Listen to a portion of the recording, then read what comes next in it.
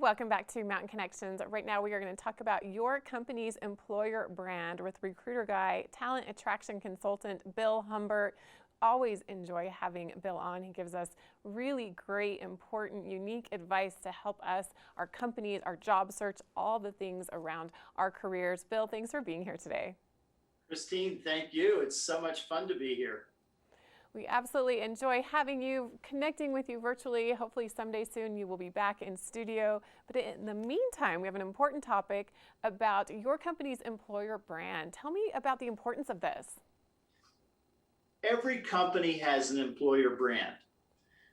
The problem is many companies do not realize they have an employer brand. And so therefore, they don't create one. And that's really key to finding the right talent and attracting them to your company. And within a business organization, who exactly should be creating this employer brand? The leaders, the executives. Generally, the founder, or if the company's been around for a long time, one of the executives, like the C-suite, the president, the CEO, probably not the CFO, but the CMO, the marketing chief marketing officer. Those would be the top several that should be the ones who create the employer brand. And what if the executives feel like they're too busy, or maybe they feel out of their element, like this really isn't a talent of theirs, they don't know where to start, they don't know what people would want? Who could create it in that situation? I suggest your marketing group. The marketing folks have been taught how to create brands and hopefully have done so for the company already.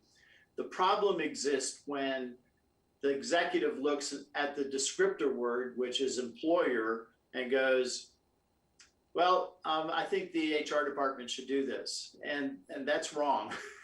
Hate to say it, but human resources has not been taught how to research brands and how to create a brand. And so marketing is the best at that point. What happens if your company doesn't create a brand? Well, then you're allowing the public to create your brand for you. And when you do that, that's really not good, because what you'll hear is maybe, in larger companies, the disgruntled employees will be the ones saying, well, this is what it was like working over there. Boy, I wouldn't do that if I were you. You don't want that happening, right? And the happy folks are over there, and they're the nine who love it, and then you have this one disgruntled person who's setting the employer brand for your company. Which can bring up the problem of if the brand and the company culture don't match, which can happen for what you just mentioned for that reason, as well as if maybe things shift or change or people change, they want a different focus. But what is that problem? What is that conflict if those two things just don't really come together? So, that's a great question, Christine, because so often what happens is the company creates what they think is a great employer brand. And it could be something like, in our company, we build consensus and everybody has a say in our decisions. And that's great. There are a group of people, a lot of top talent, that's where they love to work.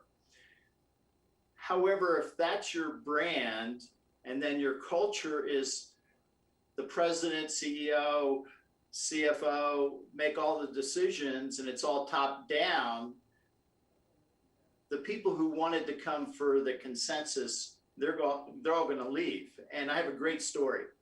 One of my clients, the president of the company, hate to say this, but he had to be the smartest guy in the room all the time. And so if he said something publicly in a panel discussion or a meeting with the company, and one of his executives disagreed with him, it was interesting how quickly that executive turned in their resignation and moved on somewhere else.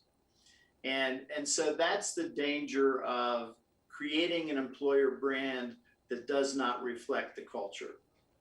which ties directly into recruiting as well as retention issues when you have this mismatch of brand, employers, culture, company. That can have a direct result and a direct problem within your recruiting, as I mentioned. Exactly. As a recruiter, I hear about these things when I'm talking to candidates, and they go, I had a friend over there, and they bought into what the company was saying that how they were going to treat them, and when they were there for 3 months, they realized, boy, did I ever make a bad choice. And so that directly not only impacts your retention, it also impacts recruiting, because when I call to try to attract somebody to that company, I'm hearing what their friends are telling them or their friends' friends are telling them. So it's really important that the employer brand and the culture mirror each other. And this is true from either a large company, or it could be a restaurant, retail store. Everybody's got their own culture. Can you think of an example? Have you encountered one where the culture and the brand don't match up? Well, there's the one with the president, but it happens a lot, actually, because too many times people try to live by ideals and not by reality. And the reality is what drives retention, and eventually will drive the public's impression of your brand and your culture. And before we run out of time, Bill, I'm curious about how things are going with your book. How is that progress?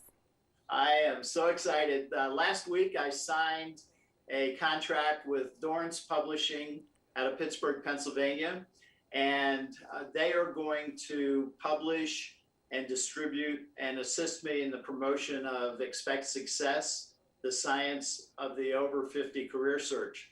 And so I'm excited to have experts. The company is over 100 years old, and they've promoted and they've published a number of books that have done very, very well. So I've got some pros that are going to help me, and we're expecting the book to be released in probably early August.